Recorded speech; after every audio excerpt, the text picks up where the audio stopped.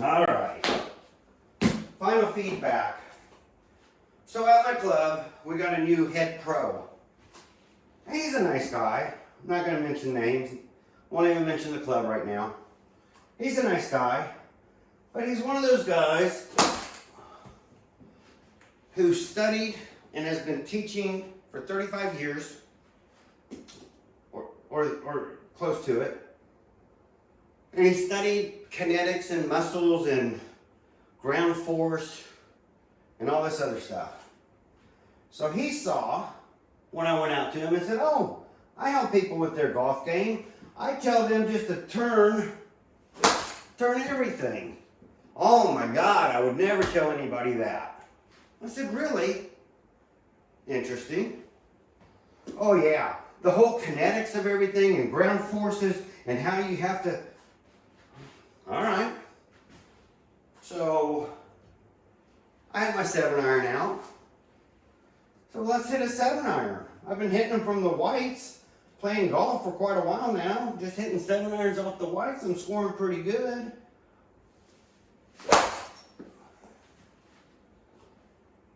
He's like, well, I will admit, you can hit a ball very far. I said, well, I always felt like I was a good irons hitter. How far do you hit the ball? I don't know, 7-iron? 175, 180?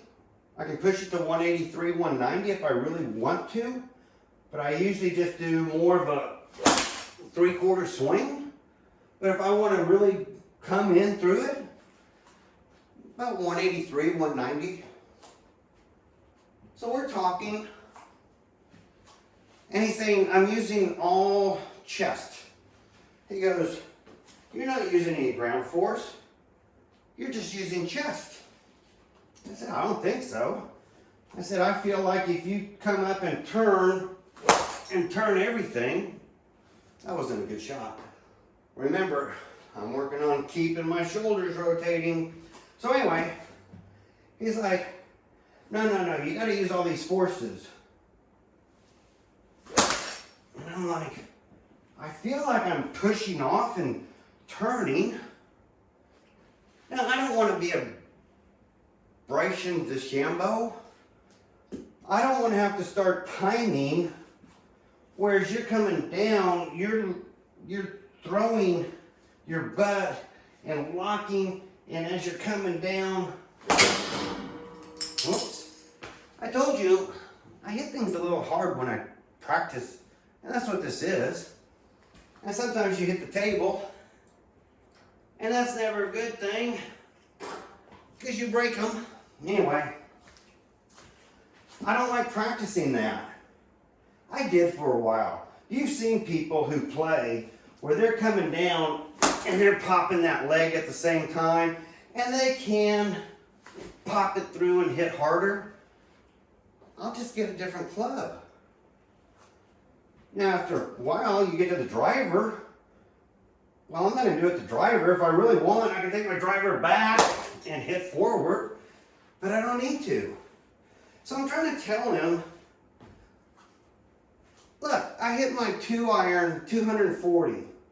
I hit my 3-iron 220. I hit my 4-iron 210. I hit my 5-iron 205, 200, 205. I said, I'm getting plenty of distance. I said, I don't want to get any more distance. He goes, well, I don't understand how you can hit the ball so hard. I said, well, it's from when I used to kayak. So I showed him my style of kayaking. And he looks at that and he goes, that's not how you kayak. And I said, well, that's funny. I said, I've kayaked 35,000 nautical miles and circumnavigated Southeast Alaska, and it took 5 years. I've kayaked really the equivalent of 41,000 miles in 12-foot seas and better, small craft advisories with 400 pounds of gear. I've done a lot of kayaking. That gives you a lot of time, mile after treacherous mile, just going over, 30, 40, My furthest day, I think, was 69 miles in a kayak. I think I had plenty of time to develop what I felt was the absolute perfect stroke to burn the least amount of energy and make sure that I woke up the next day without any soreness. So I learned how to push using this as a leverage and push and work my body so I didn't over-do anything. And that's what I've kind of done with this golf. Now, let me tell you something. I'm not the only one who kind of wants to make sure that they swing on their swing plane. And remember, when I first started this series off, I said find your swing plane. Then learn how to throw the hips out of the way and get the hands following through. Well, let's look at another golfer who spent his whole life working on just keeping on a swing plane. So when he comes back and turns everything, he just doesn't tell people he turns everything. He's staying on his swing plane. Well, that would be Rory McIlroy. He swears by it. There's a lot of golfers who probably do this. I can't mention all the names. I just know I'm not the only one who's saying, stay on your plane. Why get complicated? Why do you have to come here and then raise your hands up and bring your hands down while you're letting off the club and bringing it down here and then turning and hitting a ball? Why do you have to do all that? If you can just simply stay on your plane, get back here and hit through the ball, yes, you're getting back here, you're still coming down. As you're turning, you're going shoulder to shoulder, and because you got your left shoulder over your right foot, that brings your club back here.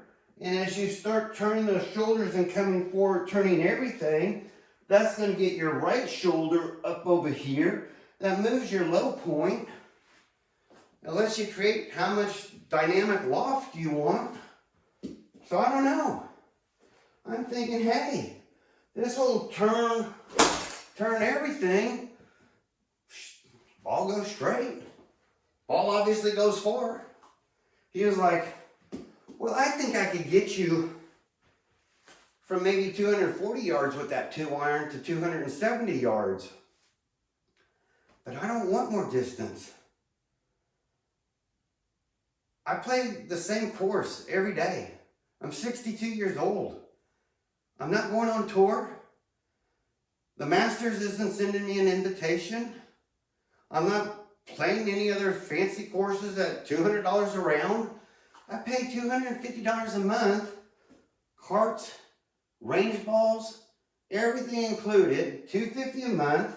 And I can go out there and I can work on turn and hit my line and play golf. I can create my own scorecards. I can play from the whites with just a 7-iron.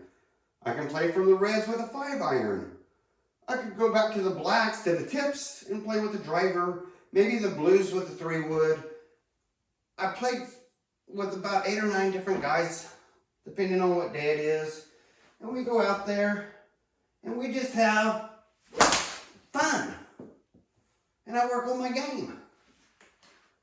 My point is, he's a nice guy. He's new there. He also told me I need to work on my course management. And I'm thinking, I play 2.5 rounds a day. I probably know this course better than most people because not everybody is playing 2.5 rounds a day and has been for 3 years. So I feel confident when I'm going out and just using irons and deciding which side of the fairway I want to hit with which club to set up my next shot so that if I want to come over that way, I can do it, and then I know I can hit into the green from there and not be short-sighted. I think my course management is good. I think he saw me on a day I was really hitting the ball well. But I had a couple thin shots, top shots, thank you, left arm. And my wedge work that day was unfortunately a little too far. I was hitting bombers on my wedges. Couldn't dial them down. Those greens are dry, they're getting fast. I didn't realize, I haven't been paying attention to all this. So I need to slow it down and not hit so. But he said, you trap everything. His point was, because I shaft lean, I trap everything I hit. And I'm thinking to myself, well, wait a minute. I see people on TV all the time, golfers and everybody. They might start off slightly off angle, and then they always kick their hands forward, move back, and hit the ball. I just start with my hands forward. And I'm not telling anybody else they need to have their hands forward. I try to make this as straight as possible. So that and then I have to bend my wrist to accommodate the shaft so that I get in a spot where I can come up and turn everything and hit the ball. So you have to, I've always told you, you have to have some angle. I don't know how Bryson DeChambeau, I don't know how he keeps out here and does that whole, I could do it. I don't want to learn it. So I believe that, yeah, you can keep some angle in here. But the whole thing is, some days I turn really well. Man, you just know you're on. Some days, 62, windy out, not exactly wanting to be out there every time, but I love playing golf. You're a little off,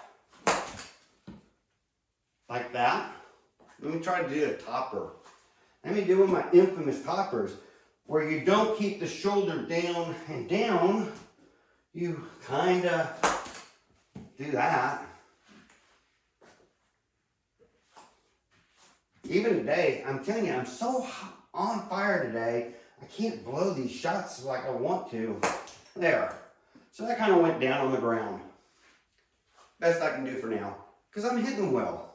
But that day, we played 2 rounds. And this was on the backside of the second round. And he's saying I'm trapping the ball and I'm doing this and I'm doing that. And I'm thinking, yeah, according to the way you teach, I might not be playing the way you would play your game. But I'm doing videos for people who, some of them don't have a game. And so I'm just saying, hey, start learning to turn everything and straighten your ball flight out, and then we can work with how to get lofted or de-lofted, compression. We can, start just getting fundamentals. If they want to go to him at that point and learn his way and learn more, the 8 guys that I'm helping out right now, none of them have said, Randall, you ruined my game. So why am I bringing this up? It's not to make him feel bad if he ever sees this video. It's not to shame anybody. I've been to 6 coaches, 6 lessons, and out of that, I went back on 2 of the lessons because they were really free. I got to know the guys. They're like, hey, just come back. I'll help you with your game. So I did. But I kept going through the YouTube and working on my own game. And I told this head pro on one of my shots it was a hair off. It pulled and drew a little bit, and I knew I didn't get deep enough back here. And so I kind of stayed too shallow, and I came through the ball, and there it goes, and it went that way, and 5 iron. It played to the left of that fairway. And I said, but the beauty of it is I know this swing is so simple, I know what I did wrong.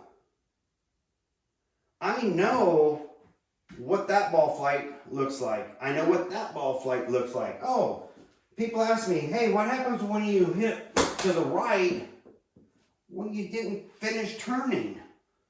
So you're to the right and you stay to the right. What happens when I kind of look like a snap hook? Well, you came over the top and snapped your wrist and you created a snap hook.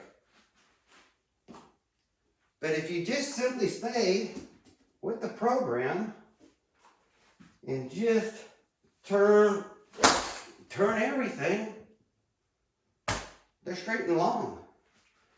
It might not fit somebody else's program. So he wants to take me and teach me ground force. I started working on ground force, like I said. You want to start working where you're coming down and pop that up. You can do it. I'm not going to take you there. If you want to say, hey, if I learn how to control my low point and hit through the ball and hit straight, I can create my loft and I can create compression, or I can hold my hands back and let the ball go high, or I can open up the club face. Should have a wedge. We'll do it with a 9-iron. And keep my hands forward. Ball goes higher. Or if I'm in a sad situation with that tree and I'm really close to a wall and I gotta hit the furthest shot I can, and so I don't want to hit this wall. Yeah, we're gonna have to move forward a little. But I gotta have room for my club, but this is all I got. How am I supposed to do it? Well, I'm gonna tell you, well, you put your ball back and you do that, and that ball goes straight. It's about 20 inches off the ground, and because of the way you do it, I'm bringing the club seat down, missing the wall, getting just about behind it. Oops. Just about behind it as I finish turning. That ball's on a 5-iron. I'd hit that ball at least 120 yards just off the ground, just with this much swing. You know, give me a little bit more swing. So can you start turning early? Go back to wedges. Can you turn early? Oh God, yeah. Yeah, you want to really get that ball down? Look at how far this hip turns and gets out of the way before I really release the club. Slow motion. That ball is pounded into that net. The whole net shakes. So I know when I hit a hard ball, and I'm not trying right now, but I'm keeping the ball down, which is kind of like doing this. Just I'm letting myself get further, but I'm getting my weight forward. But I'm driving off the back toe, and when I'm finished, my weight is over my left heel. I'm using ground forces, but apparently, according to this pro, I'm not doing the ground forces the way I'm supposed to be doing it. But I never promised y'all that. I just said, let's work on a swing that lets you play a good game. That's all I intend to do. I will do a video on wedges. So I've done putting, I've done irons, I've talked enough about wedges, but I'll still do a video on wedges. And then we'll see about the driver. I don't have hybrids. We don't have sand. So there's not going to be a whole lot more videos out. I don't care if look, truthfully, I have 8 subscribers. Some come, some go. And then my friends probably are the rest. I don't get mad. I'm not begging you to hit this bell and this subscribe button. None of that. I'm only a stepping stone. You're going to come in and take what information I present and either like it or not. Go try it. I hope you at least get to the point where if somebody hands you a wedge, and they say, hey, hit that ball, but I only want you to come back to here, now hit the ball. Well, back to there, and I can hit it. Because I know how to time it where my body says turn everything. So at least your wedge play should be pretty smooth. Should be pretty slick. Then just work on opening and closing the club face. Maybe stopping the hands at the bottom and let the club go past so that you can hit it high. Learn how to move into a flop shot. Learn how to hold the ball low and get a good, you want to hit the ball or trap it, as he said. You can trap a ball. You want to start doing these things. I tell people around, if you're 3 feet off the green, you really just need to trap the ball and just get it up over that 3 feet, especially if there's a sprinkler head or the green has a bad burn on it and you got to go 6 feet. Trap it. Just come back, trap that ball. Keep it down, let it roll. It'll find its way to the hole. Anyway, I'm not mad at anybody. And nobody's ever really made any derogatory comments on any of my videos. One person said, WTF, which I think we all know what that means. Like, what the? When I was doing that video where I was coming all the way around and getting my back and wailing through, he was like, WTF. And I replied to him, well, you would never do that on a course. I have. I used to really like taking those big shots. But man, does it limber you up and keep you, it's like yoga. Keeps you fit, lets you know how much momentum and movement you can have and how much body turn, if you want, you can take. But it's not designed to use on a course necessarily, but the other videos are. I just want people to see you can take, and believe me, I've had people give me comments, they're like, Randall, you're talking all the time, which I do, I talk a lot. You can make fun of that. And they're like, you're talking, and you start doing this stuff, and you're watching your hands, and next thing you know, you're hitting a ball, you don't even look at the ball. I said, if I'm doing everything right, I should be able to close my eyes and hit the ball with my eyes closed. The ball, again, is just something that gets in the way of the swing. And once you quit hitting down to the ball, which would be returning you back to your dress, but once you hit through the ball, so now you're really releasing back here behind the ball and your final release is here. And once you learn that, you can watch the club head. You can keep an eye on it. You can go, okay.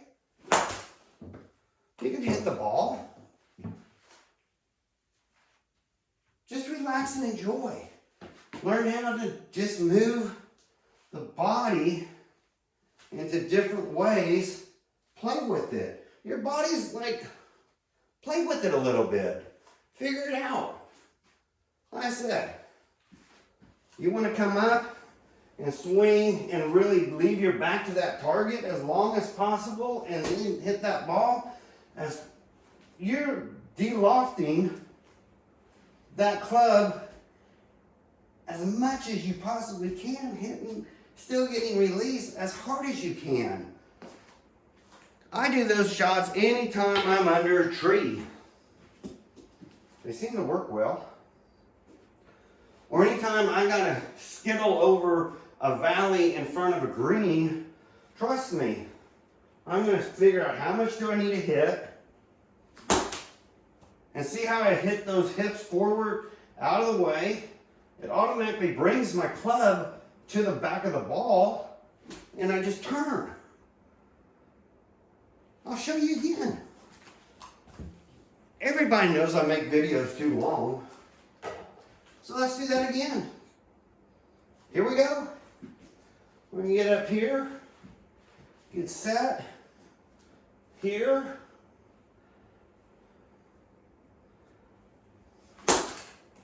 And you can see I turn and get out of the way, and that pulls that club down. You're not doing anything. So am I saying the more you turn and get your body out of the way, the more your hands follow and they hit straight? Pretty much. Pretty much. So if you ever try it, you're going to find out one thing. That ball is going to be compressed and it's going to fly off that face. And you're going to sit there after you do that and you're going to be like, well, how can I get my hands further forward and more turn so I'm hitting more compressed balls more often? And I've told you, come up, open up, throw those hands forward and compress that ball and get that weight over.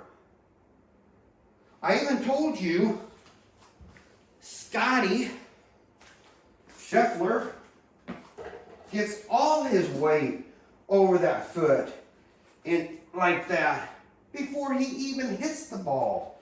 So think about that.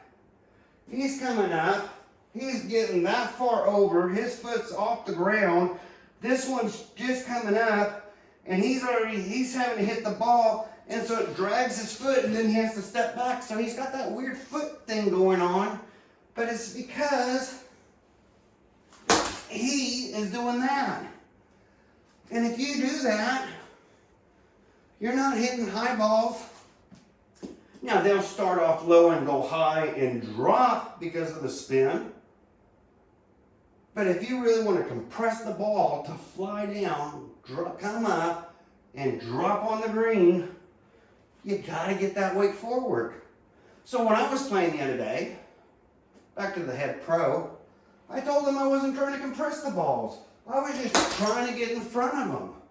Keep them down a little bit. Hood the club a little bit. Get some distance. I wasn't trying to do anything fancy. I was just trying to get, oh, that's why I knocked you down. I was trying just to get that feeling of turn everything. That's all I'm working on. And yet I was hitting the ball, according to him. How do you hit the ball so far with just your chest? Because I can use my legs, get back, make sure you come through, get back, make sure you can come through. More side bend, pop that ball. I can do it. But I shouldn't be showing y'all that for one. I'm just showing you how to turn everything. And I don't need to do that every time. You get out there, you look at your club. Crap, brought my 7-iron. Cart's way over there. What am I supposed to do? I don't want to go back to the cart. I already walked over here. I don't want to hold everybody up. And there's a threesome over there waiting to tee off. What did I tell you? If you watched the video on distance, I said take your normal setup and move this foot out a foot so that this feels the same, but it gets your low point forward. It does everything you need, and you hit a compressed ball. Or you can put your foot back where it belongs. Or I said, crap, brought a 7-iron. I didn't realize the tree was that close to me. I got to hit over that tree. I got to get this ball up. And I said, well, take your normal stance, move the foot in one. Now your low point has to be at the ball. Take your normal swing, and there she goes. She's rising up. So this can control distance. This can control distance. This part here, how long you hold it. But I told you I don't want you dragging the handle through. That's turning with the handle. The hands feel like you throw them forward, turn with the handle, and release. Do all that. You don't have to think about compressing a ball. So I try to make it easy. I said, look, and I'll finish with this. Get this left shoulder over the right, and the right over the left. So you turn this way, turn through, and that became a 6-iron instead of a 7-iron. So we're in there. Again, I'm not mad at